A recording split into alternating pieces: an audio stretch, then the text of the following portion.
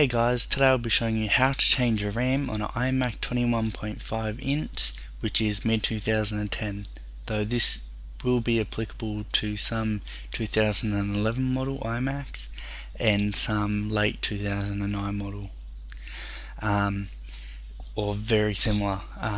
This is very easy to do, doesn't take long at all, and will save you money in the long run, considering you pay a lot more in the Apple Store to do so. Okay, the first thing you want to do, guys, is click into your Apple symbol at the top left hand corner, and you want to click into About This Mac. Once you do that, you'll see your processor and how many gigahertz it's running at. Mine's 3.06. Okay, so you want to just write that down, keep that next here, and then you want to click into your More Info. In your More Info, you'll see your hardware overview, and in that there'll be model name and then model identifier. On my model identifier it says iMac 11.2. Now with that, you want to type that into Google and it will come up everymac.com with a link. I'll also put it in the description. Click onto that and it'll give you your overview of your Mac. In that, it will tell you how many cores, processor speed, standard RAM for you, which your your Mac came with, maximum RAM, which is 16 gigabytes. It will also say what type of RAM as well. Okay, so it does say So Dimm RAM. It has 4 modules that you can put in. So that's a 4x4 kit, which I'll also show you a cheap one you can get online, which should be around $100 including shipping. Okay, so now we've done all that, we can get onto closing the Mac and turning it off and depowering it. So you want to turn it off, get ready for it to shut down. Once that's done, like mine's loading right now, so just waiting for that to happen. Okay, it's off. But also what you want to do is you want to disconnect the power from the actual monitor and from the power supply, just to be safe. And move everything. You want to put something soft or something so you won't scratch your monitor, because when you're doing this, obviously you're going to have it tipped on its side to do so. So I'll just get all these connections out of the Mac, my data and my USBs and my power. Remember guys, it's better to be safe than sorry. You have turned it off, but disconnecting all of the power will make it easier. Right, yep, just tracking down something soft now. You could do it on cardboard, though you do want to have it on some kind of surface that it won't rub or scratch. You can see these air vents here where you can actually remove the panels. So I'll just do that now with my little terminal screwdriver. So I'll just get this done, and then I'll tell you the next step.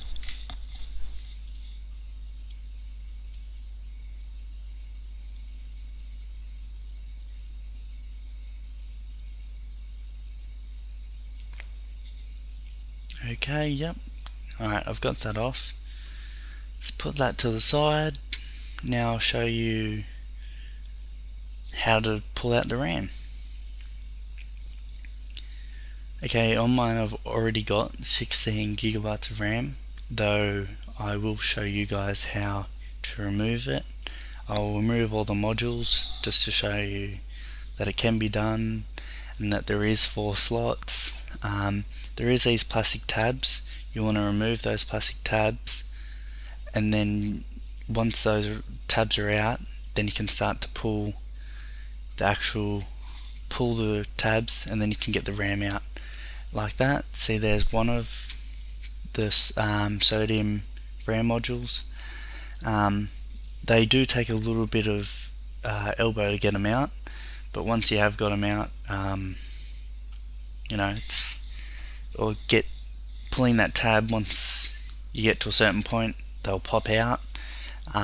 Obviously, when you're doing it, you do want to take care with breaking your RAM, but it is fairly easy, and you can do it at home a lot cheaper than paying someone at Apple Store to do it and them charging you a lot more money. Okay, and it doesn't take long at all either. Okay, with these you can hopefully see where it's actually seated and see the actual which way it's facing.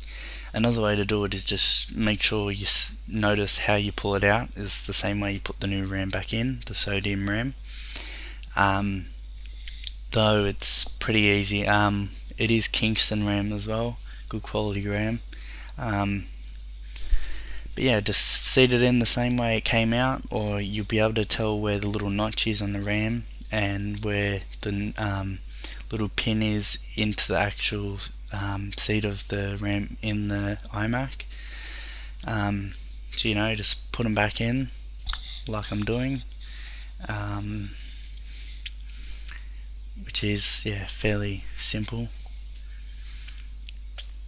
and it will sit flush with the actual plastic mounts in the iMac. That's how you know it's actually seating properly, or seating as it should. It will make a little click sound when you do it as well. I mean, you can't hear it in the video, but you will be able to hear it and you will be able to feel it when you're putting the RAM back into its seated mount. So yeah, once you get it in, click them in like I'm doing, and you want to pull the tabs back over,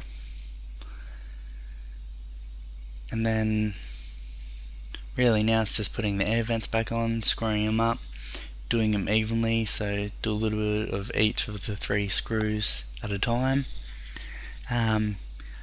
You may need to clean some dust out of it. I was lucky enough not to have to. Yep, just get them all on, screw all of it, and it will actually sit flush with the air vents for the iMac that you'll notice. So that's how you'll know that the RAM's actually sitting in correctly, when the air vent goes on flush with the rest of the air vent. So yeah, now I'll just power it up to show you that it is working, and that me removing all the RAM and putting it all back together still works. So I'll just connect all the cables, and that's it. It's really simple, guys. Like I said, it's not worth the money you pay to spend 10 minutes to do it, to get someone else to do it for you, and when you can do it yourself and save money. I mean, it is a few $100s you save, and I think you can appreciate it a bit more. So yeah, I'll just turn it on, got all my cables connected, so we got power. You'll notice when you're turning it on what color screen comes up, and if it actually gets to the sign in, login part of your iMac to see if it's working. Though I will go through all the way to about this Mac just to show you that it is working and whatnot. I'll put all the links of where to get RAM, how to look up the information, but it's pretty straightforward, guys. So yeah, just waiting for mine to load. I'll have to put a new SSD into my optical drive, and I will show you guys how I'm going to do that. So just stay tuned if you want to find out how to further upgrade your iMac. And yeah, so as you can see, it has gone into my home screen. and I'll just click in my About This Mac. You probably can't see the actual information, but you click your About This Mac, you press